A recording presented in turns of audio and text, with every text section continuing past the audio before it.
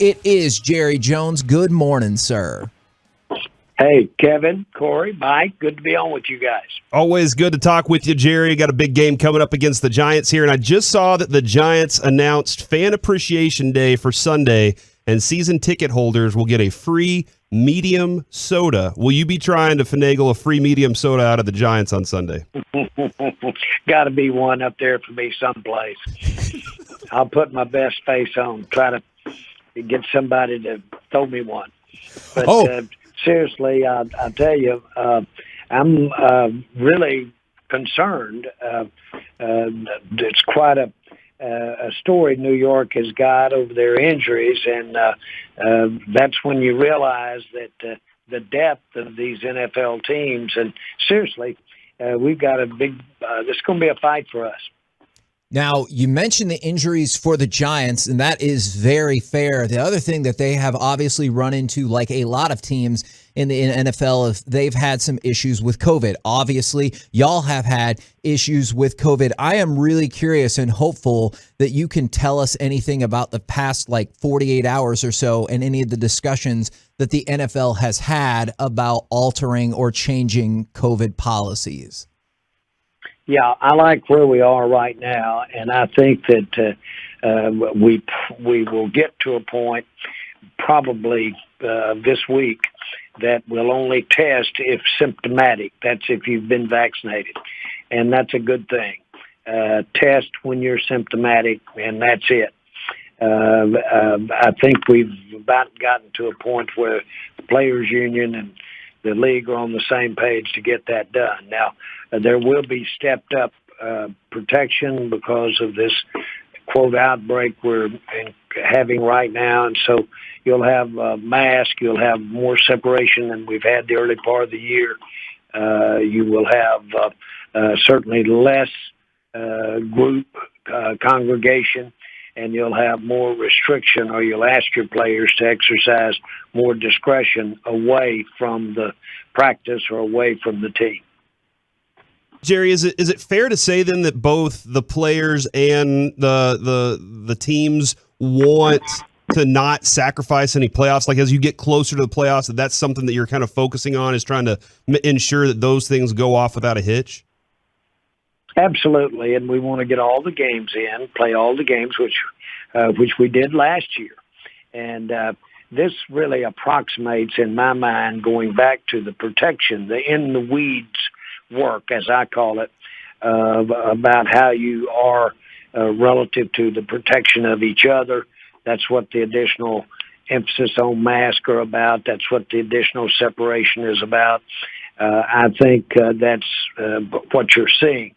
The other thing, though, you've got a completely vaccinated league for all practical purposes relative to the players and coaches. And so we're well served there. You know, we've only had one NFL player, period, in 2 years be hospitalized. Only one. And so we've been relatively, I would say relatively speaking, to the general population, we've been relatively, the severeness of a COVID contact or of having COVID has not been reflected as the basic population is to the NFL. Well, Jerry, I know Washington and Cleveland are going through a lot of cases right now with their team. I just like to kind of question, then also just say great job, is how the heck did you guys do such a good job? I know, like, when Amari Cooper got coronavirus and some of your coaches got it, it didn't spread the way that it has spread with a few other teams this week. So credit to you guys. And then maybe how were you guys able to do that and keep it away from as many people as it seems like is affecting a few other teams this week? You know, you're hesitant to brag about your experiences when you know that right around the corner you may have a real outbreak. The facts are that you know that I don't know about the answers to the COVID, and I'm not so sure anybody does. But the bottom line is that if you'll wear your face mask, if you'll keep your distance, if when you know that you've got someone with the COVID, if you will isolate properly. Those are the things that have worked for the NFL. Again, I would point out is that the Cowboys have, not only as a team, but also with our fans, we've had one of the best track records you can talk about because of the fact that we had almost 30,000 people a game last year and didn't have any central outbreaks in any way. And it was tremendously successful, and it represented almost 20% of the total fans that attended NFL games attended Cowboy games. And so that speaks a lot to just the, I think you look at how could that happen, you look at that stadium, the airflow, and you see that was very effective. Now, I have already boldly declared that you guys are the NFC East champions. I know that there is work to be done, but I don't have to do that work. And so y'all could clinch this weekend. I already say you have clinched, but in all seriousness, how much does a division title mean, even though I know y'all have bigger aspirations? Oh, I can't. I just have that in my mind as your first and achievement, your first goal. We know this thing comes in steps. You've got to be playing well when you get to the end. You usually are when you win the division, absent some setbacks and availability, injury. And so it's a first step of success. And I don't look at those division champs or lack of them, division titles, as a gauge of how we're doing. So division title means so much. Jerry, I was watching Connor McGovern play and kind of got a feeling. I started telling the guys around here that I think that Connor Williams will be back at guard by the playoffs, and just kind of listening to what McCarthy was discussing. I know Steven told us that they wanted to give Connor McGovern every opportunity and not flip-flop, each game there, but they want to make sure they have the right 5 guys up front. What are your feeling on Connor McGovern sticking at guard or going back to Connor Williams there? Well, we're always emphasizing, especially in the offensive line, the continuity, the fact that the offensive line is a team within the team.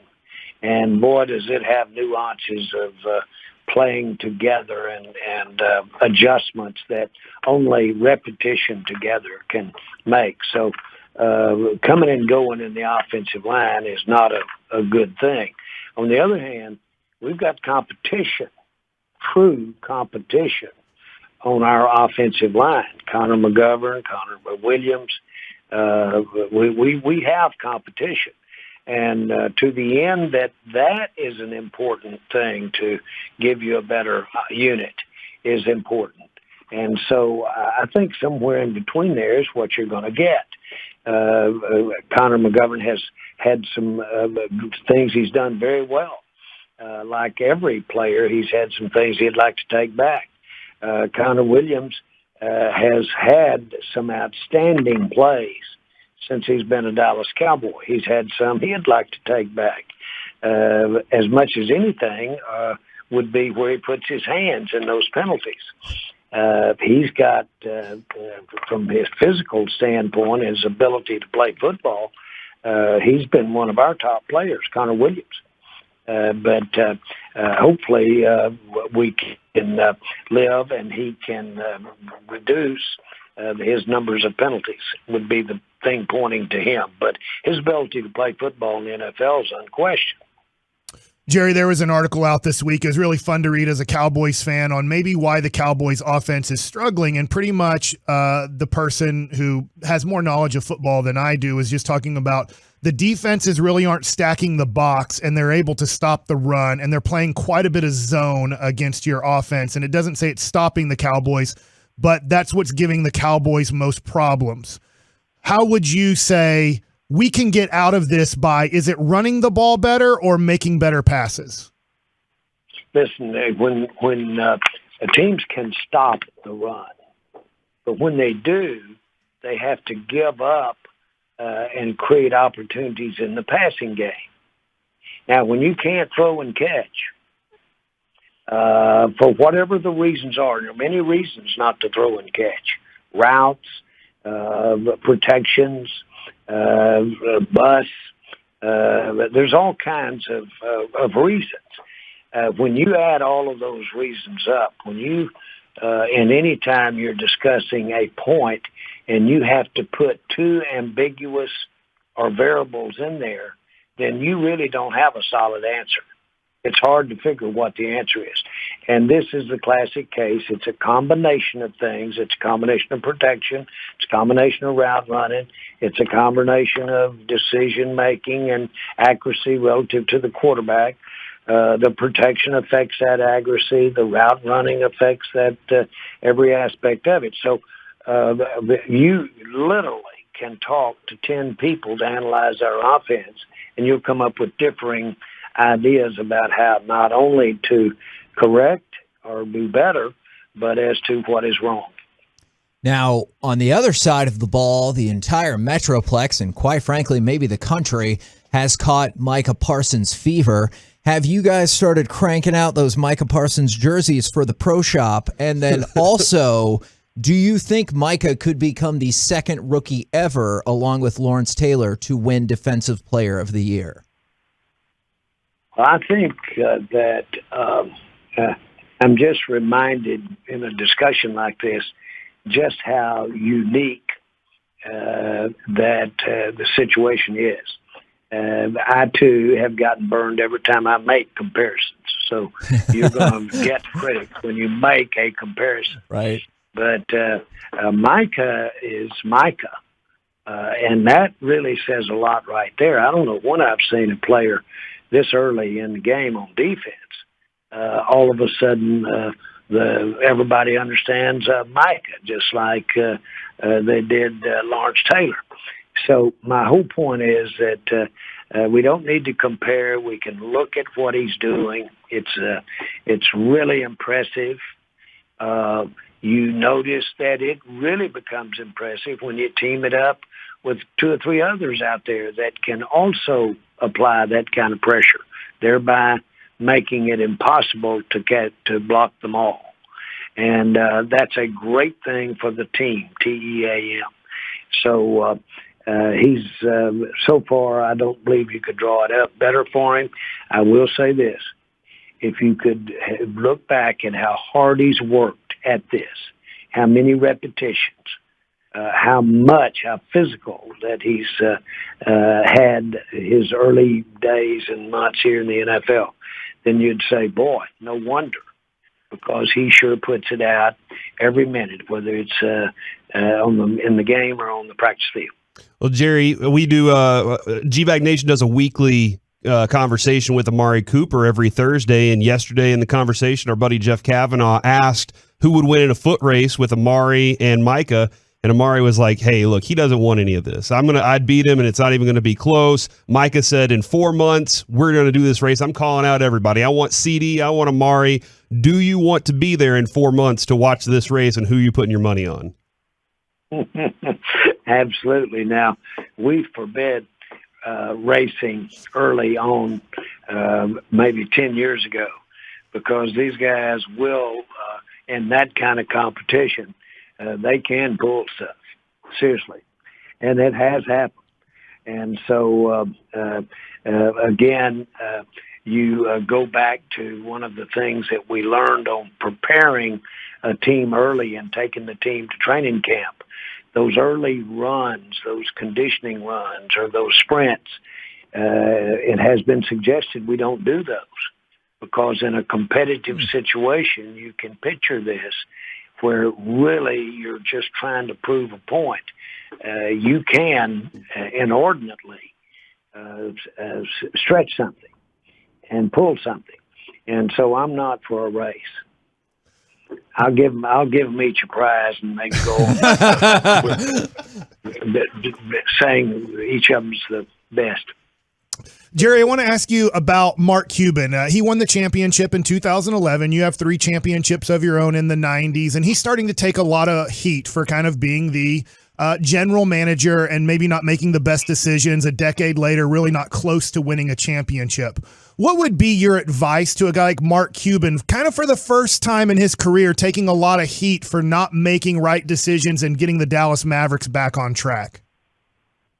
I had this owner call me one time when we weren't doing well.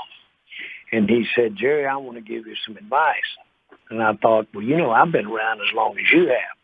But I didn't say that. I said, yes, let me have your advice. He said, drink a lot. That's amazing. It helps. Now, the last thing I was curious about, and I don't know what your schedule is like in terms of getting out to New York and everything, but in just a few minutes, LBJ High School against Stephenville is about to get going at AT&T Stadium, part of the multi-day Texas High School State Championship extravaganza at AT&T Stadium. Did you get the chance, or will you have the chance, to catch any of these games this weekend? And then how much do you enjoy having all of those games at y'all's stadium yearly? Well, first of all, this is a tough weekend because I will be traveling to New York. But more importantly, I can't express enough my love for high school football and the young men that play it, and the young men that coach it, and the entire aura of it, and the parents. And so I'm a huge fan. I've lived and died right there with them. Watching my family participate, watching extended members of my family participate. And it does get into that because you're there. You're just hanging on every play. And 90% of the time, it's because you're wanting them to make plays that you couldn't make when you were playing. And so that's the old adage of the parents putting the demand on it. I had one of my grandsons, and he's slight in build. And I mean, he got uncorked, helmet turned completely around on his head, shoulder pads turned around, knocked his shoes off. Just picture the lick. And so his dad goes up and grabs him and says, "You okay?" And boy, keep your head up out there. And said, "What do you think?" He looked up. He said, "I'll just be glad when I get big, I'm going to pay him out, pay him back." And so to me, that's the spirit. I've never forget my son, Jerry Jr., when he played and I was coaching him, and he'd get knocked loose, and I'd run up and pick him up. Tears would be running down his eyes. And, boy, I'd say, "Okay, hop back up here and let's get rolling." Well, those memories, I got to play in college. I got to have a great experience. It probably was one of the basis of having me with the Cowboys. I've gotten to be involved in my lifetime here with the Cowboys. The greatest experience I ever had, the most rewarding, was coaching and being around my kids playing ball. And so that's what I think of high school football. That's awesome stuff right there. I know you said sometimes predictions and comparisons don't work out for you, but this team has 16 different players that have scored a touchdown this season, which has tied the franchise record for the most ever. Wow. Do you have a prediction for which player on the Cowboys will be the 17th one to break that team record and get into the end zone for the first time this season? Well, I'd like to see I'd like to see Collins pick up one and take it back. Lyle Collins. Okay. Prediction noted. Put him at fullback. All right. Prediction noted. One of the things that we're missing, of course, is with not Williams, but with McGovern. McGovern has been back in that backfield doing yeoman's work relative to the big package blocking scheme that we've got. And should he not be in at guard, I hope he's in that package with that blocking scheme coming out of the backfield. He's very unique to be able to come out of that backfield and block like that. That's tight end issues right there with any of the good ones I've seen on blocking. Thank you so much, sir. Obviously appreciate that love for the offensive linemen. Always love talking with you. Best of luck this weekend against the Giants. See you guys. Bye, Jerry. Thank you.